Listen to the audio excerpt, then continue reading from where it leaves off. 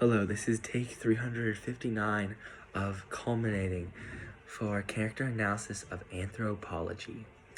If you would go to slide 1 of the slideshow I have shared with you on Google Classroom.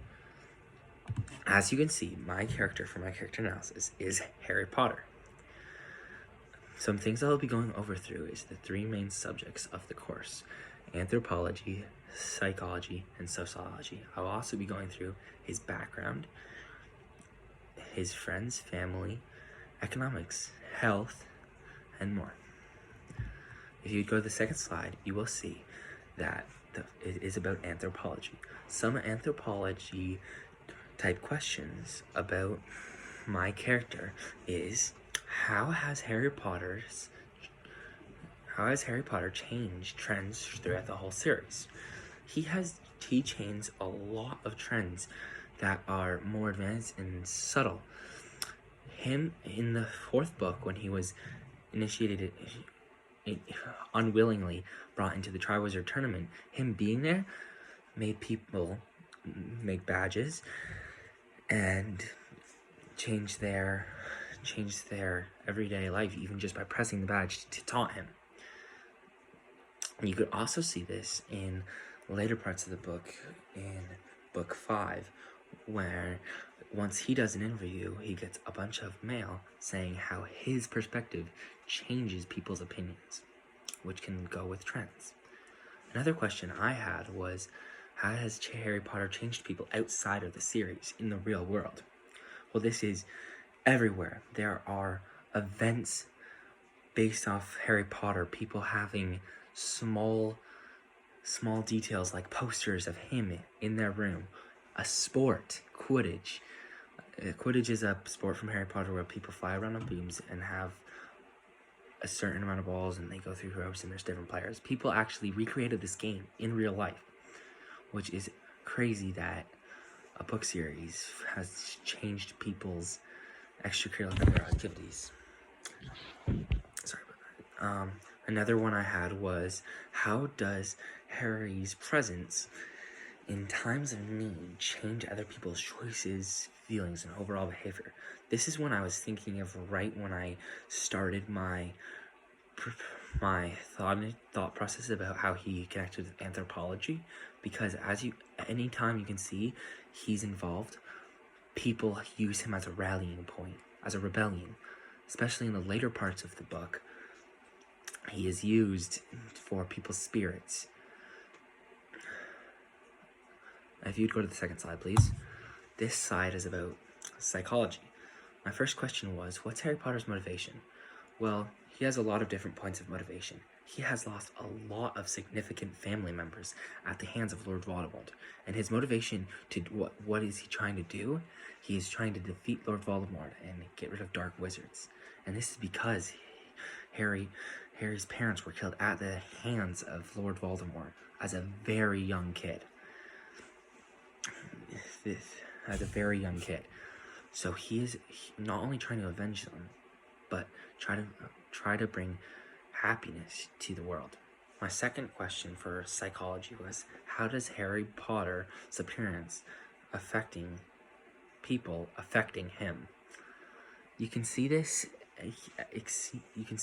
throughout small parts of the book series. When he's walking around the hall, when different people feel differently about them, they are constantly talking about him. They're using him as a topic of conversation. They can be scared of him or happy for him. You can see that in the anthropology in my third question.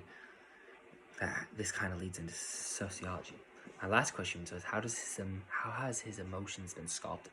Well, obviously, his emotions can be anger and hatred towards Lord Voldemort due to all the pain he has caused him, especially from a very young age. He uses this as motivation to destroy him, or not destroy, but win. If you go to the fourth slide, part 3 of my last thing about the whole entire unit is sociology. I have 2 questions, big ones. For my first one was, how did Harry Potter's role in the book series affect social norms? Well, the social norms he played was language. A lot of people use language from Harry Potter, and it has evolved through different key terms and quotes. Some may consist of new things, even have translated to products like Apple. If you ask Siri to do Luminos, it will turn your flashlight on, because this is how they light up their wand in Harry Potter. And Knox, that distinguishes their wand, and that distinguishes the flashlight. Some other words consist of polyjuice, Quidditch. Back from my psychology unit, that's a different word that people now use because of Harry Potter, and that you can see how all the apologies are connecting into one. For another one of my questions for sociology is, was Harry Potter forced to play a certain role in the book stories, or did he do it on his own free will? I feel like he kind of did both. This is a question I had to look into. He obviously wanted to and had his free will to because of avenging his parents, but you can see how him, a little kid, being the one called the chosen one, being the one that people rally upon to defeat the Dark Lord, that could be something very hard, especially for someone that's been dealing with it since they were born. Since they were born, they were in hiding, and eventually their parents were killed.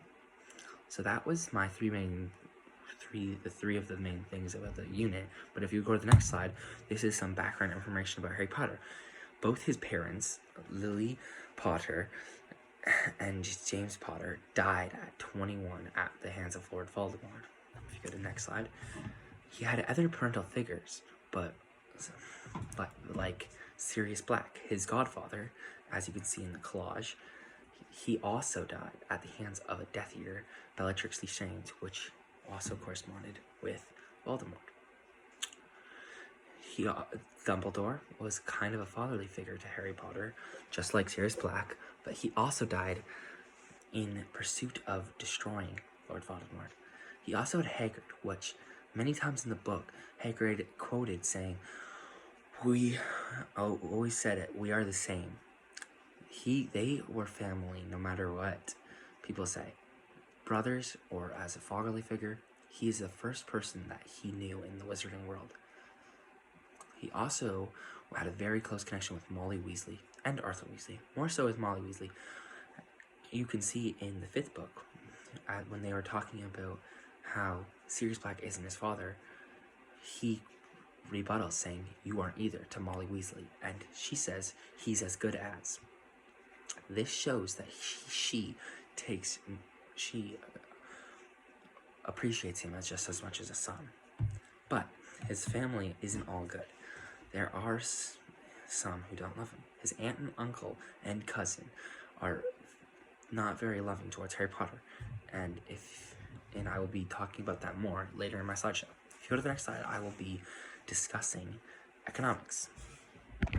Harry Potter's inheritance consists of when he first was told he was a wizard, he went to Gringotts and realized that he was left 50k galleons from his parents. Each galleon is worth about $25 according to a Wikipedia page, which this isn't accurate, but it's some of the most accurate information we have. So if you calculate that, 25 times 50k, here, I'll do that. He starts off with about $1,250,000,000, which is an insane part to start with. But after his uncle dies, he's also left a house. So his economic status is very good. He also, after the book series, in lore, becomes an Auror, which is a very high-paying job in the Wizarding world. If you go to his next slide, we will be talking about education. Harry Potter went to Hogwarts for 6 years, receiving 7 OWLs. And OWL stands for Ordinary Wizarding Level. And by doing it, it's an examination. He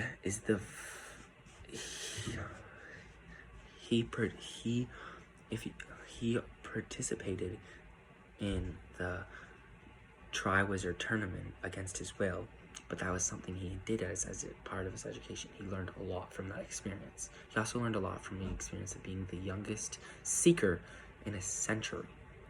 He learned how to fly, part of education. He didn't go back for his 7th year after fighting Lord Voldemort for that time period.